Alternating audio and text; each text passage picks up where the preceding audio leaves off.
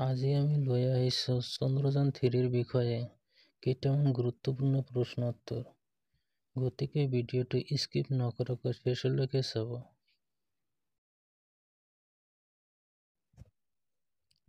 আজিৰ প্ৰথম প্ৰশ্ন হ'ল, ভাৰতে কিমান চনত প্ৰথম ৰকেট নিক্ষেপ কৰিছিল? 21 নৱেম্বৰ 1963 চনত ভাৰতে প্ৰথম ৰকেট নিক্ষেপ কৰিছিল। দ্বিতীয় প্ৰশ্ন হ'ল, চন্দ্ৰযান 1 মিছন কেতিয়া আৰম্ভ হৈছিল? 22 আগষ্ট 2008 চনত চন্দ্ৰযান 1 মিছন আৰম্ভ হৈছিল।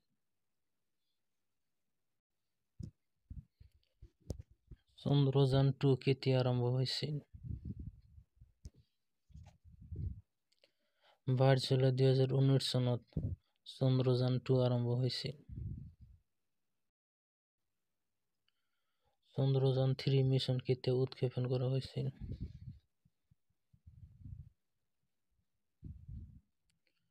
14 জুলাই 2023 চনত চন্দ্ৰযান মিছন উৎক্ষেপণ কৰা হৈছিল। চন্দ্ৰযান 3 মিছন কোন ঠাইৰ পৰা উৎক্ষেপণ কৰা হৈছিল? শ্ৰীহৰিকোটা সতীশ ধাৱান মহাকাশ কেন্দ্ৰৰ পৰা। আজিৰ 6 নম্বৰ প্ৰশ্নটো হ'ল, কোনটো ৰকেটৰ সহায়ত চন্দ্ৰযান 3 উৎক্ষেপণ কৰা হৈছিল? LVM-3-M4 ৰকেটৰ সহায়ত চন্দ্ৰযান 3 উৎক্ষেপণ কৰা হৈছিল। চন্দ্ৰযান 3 মিছন কোনে আৰম্ভ কৰিছিল?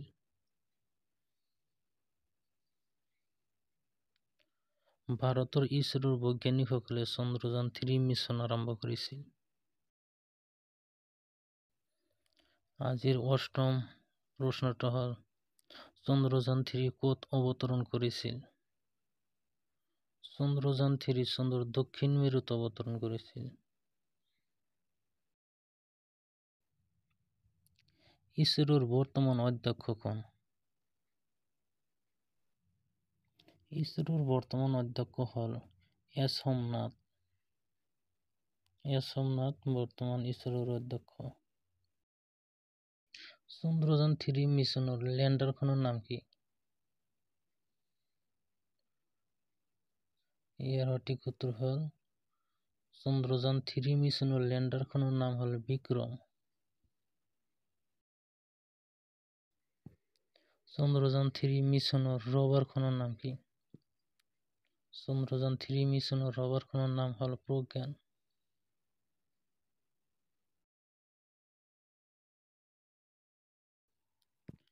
ইছৰোৰ ফুল ফৰ্ম কি? এই কোশ্চিনটো কিন্তু অতি দৰকাৰী কোশ্চিন, বিভিন্ন পৰীক্ষাত আহিব। ইছৰোৰ ফুল ফৰ্ম হ'ল Indian space research organisation. Chandrayaan 3ত ব্যৱহাৰ কৰা ইঞ্জিনটোৰ নাম কি? এইটো অতি দৰকাৰী প্ৰশ্ন। CE-20 cryogenic engine. Mission Chandrayaan 3ৰ বিষয়বস্তু কি? মিছন চন্দ্ৰযান 3ৰ বিষয়বস্তু হ'ল চন্দ্ৰৰ বিজ্ঞান। একেবাৰে শেষৰ প্ৰশ্নটো হ'ল, সতীশ ধাৱান মহাকাশ কেন্দ্ৰ ক'ত অৱস্থিত? শ্ৰীহৰিকোটাত সতীশ ধাৱান মহাকাশ কেন্দ্ৰ অৱস্থিত। যদি অপশ্যনত হৰিকোট নাথাকে তেন্তে অন্ধ্ৰপ্ৰদেশ হ'ব। কাৰণ অন্ধ্ৰপ্ৰদেশৰ শ্ৰীহৰিকোটাত সতীশ ধাৱান মহাকাশ কেন্দ্ৰ অৱস্থিত। যদি আমাৰ এই ভিডিঅ'খন চাই আপোনালোকৰ ভাল লাগে তেনেহ'লে লাইক, কমেণ্ট এণ্ড ছাবস্ক্ৰাইব কৰিব। ধন্যবাদ।